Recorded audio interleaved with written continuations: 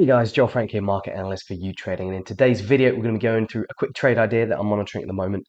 It is to do with the S&P 500, and it does kind of run, it's only a short-term trade idea, and it does kind of run counter to a lot of the narratives that we're seeing in the market at the moment. But basically, in the short term, mostly because of technicals and the way the market has been holding up despite recent macro headwinds, I'm thinking the S&P 500 can continue to move higher within this trend channel that it's currently in.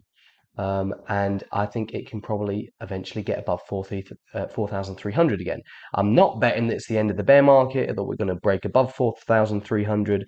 I still think it's far too soon to make that bet. But in the short term, I'm thinking we can continue moving higher.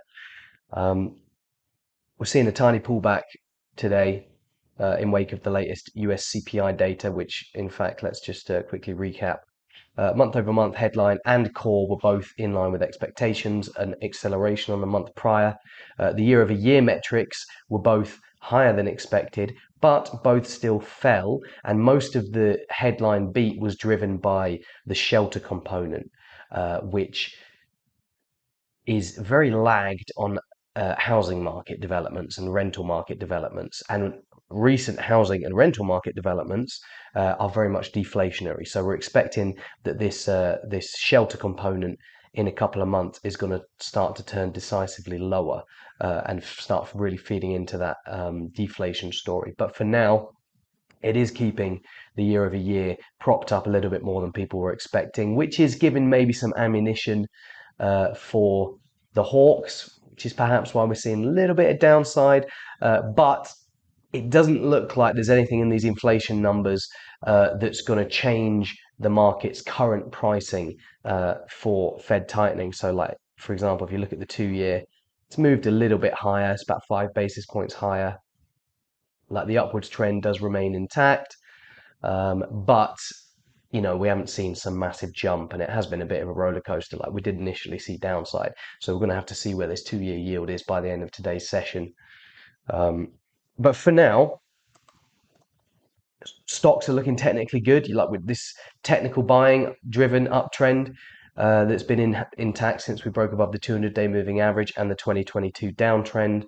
The short-term uptrend, we're still finding support above the 21-day moving average.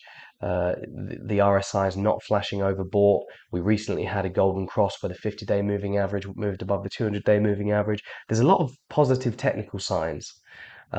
So, I'm thinking potentially this rally could continue a slow grind, steady grind higher into March. And, it's just surprising how resilient this market has been to recent macro developments. Like, for example, let me show you this. This is the market's sort of implied probability of what's going to happen with the Fed interest rate in May. So we're expecting another 25 basis point rate hike in March. A couple of months ago, we were expecting, or at the beginning of the year, we were expecting that was going to be the final hike. However, in wake of the latest jobs data, the latest ISM services PMI data that was released earlier this month, you guys remember it was stronger than expected. I did cover that.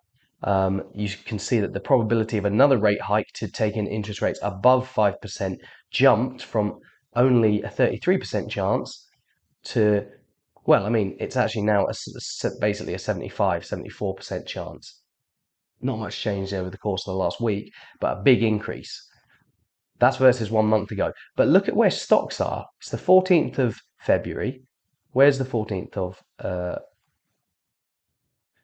14th of March was a weekend. But if you go to the 13th of of January, sorry, we're up about 3% from those levels, despite the move higher in Fed tightening expectations, despite the move higher in the 2 year yield over that time frame. Where were we at Friday? How many basis points higher are we? Quite a lot. 30 basis points higher, and the 10 years higher as well, which is perhaps more relevant for stocks. Where was the 10-year yield on the 13th? We're about, 25 basis points higher versus where the 10-year yield was a month ago. Still, stocks up 3%, despite the earnings season as well, actually, which started a couple of weeks ago, being broadly not as good as expected, broadly pointing towards an incoming earnings recession. But we're in a resilient market, and there's one thing that people have been talking about. Let me show you this chart. The path of US dollar liquidity in the private markets, like the banking sector, basically, has been a big driver of stocks in the last couple of years. You can see here the blue line is dollar liquidity, or a proxy for dollar liquidity.